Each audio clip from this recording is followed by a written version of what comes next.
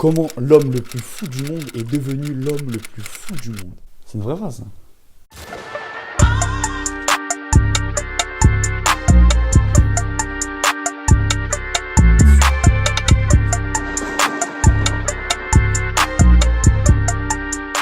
On se retrouve pour une nouvelle vidéo.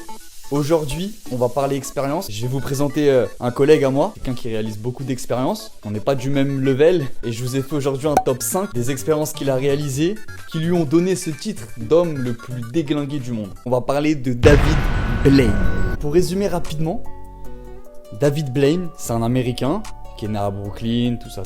C'est un mec, dès qu'un scientifique annonçait que l'être humain ne pouvait pas faire ça, et bah David Blaine, son but c'était de prouver aux scientifiques que c'était possible en réalisant la chose. Vous avez compris un peu l'idée du gars, comment il est un peu foufou?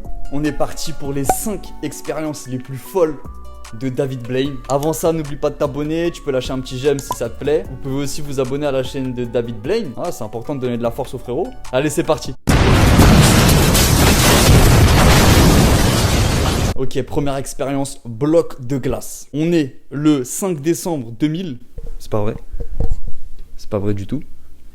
Au mois de novembre 2000. Ah bah presque. On est en novembre 2000. Il est resté enfermé dans un bloc de glace. Simple, efficace. Le bloc de glace faisait 6 tonnes. Ok.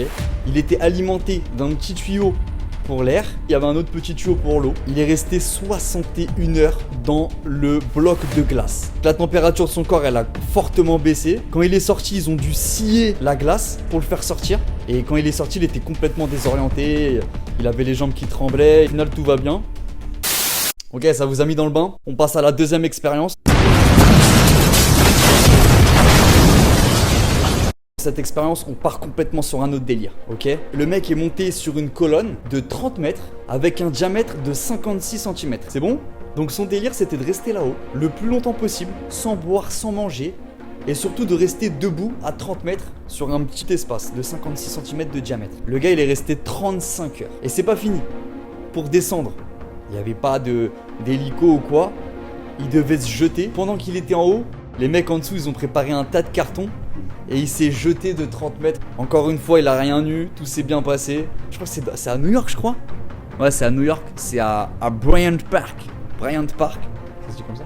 À Bryant Park, à New York. Bah là, tu vas au taf, tranquille. Tu vois un mec, il est perché là-haut. Donc les gens, ils étaient tous arrêtés. Regarde. Il y en a, ils ont ramené leur chaise de camping. Ils sont posés là, normal. Tout va bien.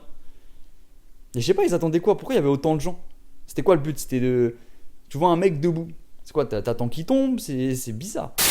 Donc voilà pour la deuxième expérience. On passe à la troisième expérience de David Blaine. Ok, donc là on remonte un peu dans le temps. On est le 5 avril 1999. David Blaine, il s'est dit, les gars, je veux qu'on m'enterre dans une tombe vivant. Donc, le 5 avril 1999, David Blaine, il a été enterré vivant, avec sur lui 3 tonnes d'eau pour que les gens puissent le voir. Il n'y avait aucun système de communication avec l'extérieur, à part un bouton d'urgence qui était dans la tombe, si vraiment ça se passait mal. Et en fait, les gens pouvaient passer et voir à travers l'eau, il était enterré en dessous, il était là, il était bien. C'est un grand malade.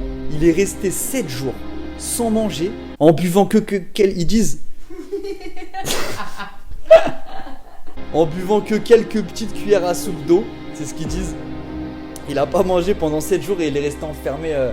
Ah, faut pas être claustro là. Il est resté enfermé dans son cercueil. Et les gens ils passaient au-dessus, ils le regardaient, tout va bien. Et voilà, là encore il est ressorti sans aucun souci.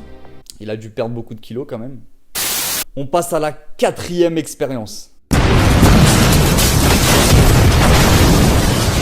Cette expérience, elle est divisée en plusieurs étapes. J'ai tout mis dans le même point. Je vous explique. D'abord, David Blaine, il est resté dans l'eau, sous l'eau, pendant 7 jours et 7 nuits, à New York, sur une place avec beaucoup de passages. Ils ont mis une bulle de 2,4 mètres de diamètre, remplie d'eau, et David Blaine, il est resté dedans 7 jours et 7 nuits. Il était nourri avec des tuyaux pour être alimenté, pour boire aussi. Regardez l'état de ses mains au bout de 7 jours. C'est dégueulasse. Donc au bout de ces 7 jours et ces 7 nuits, il s'est dit je vais battre un record du monde.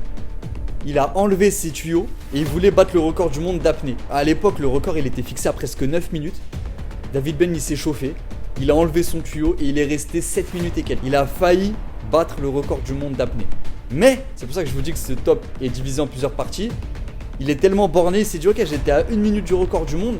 Entre temps, avec les années, le record a évolué, il est monté à presque 16 minutes je crois en apnée. Et il est resté focus, il s'est dit je veux battre ce record. Il a été appelé dans une nouvelle émission parce qu'il a dit qu'il voulait réaliser le record, battre le record. Donc pareil, sur un plateau télé, dans une bulle, il était menotté. Attention, il y avait quand même 9 cadenas et 4 paires de menottes qu'il maintenait au fond de l'eau.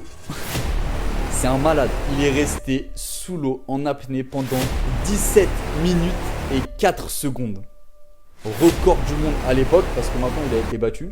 On passe à la 5e et dernière expérience.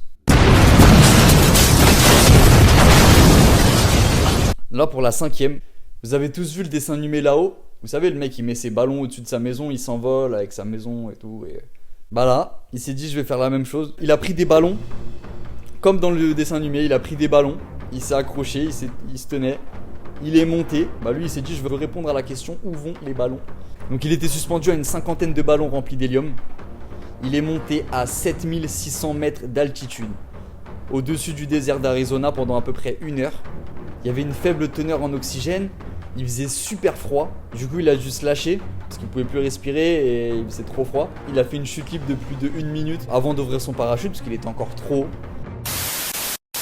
Bon, la vidéo elle est terminée, j'espère que t'as kiffé. Je reviens très vite avec de nouvelles expériences que je vais réaliser moi-même, parce que là je vous ai présenté, pour rester dans le thème, des expériences d'un autre niveau. Là je suis en train de réaliser une expérience en rapport avec le pass sanitaire, ce qui devient obligatoire, ce qui ne l'est pas. Je t'en dis pas plus, tu verras. N'hésite pas à lâcher ton petit like, ça fait plaisir.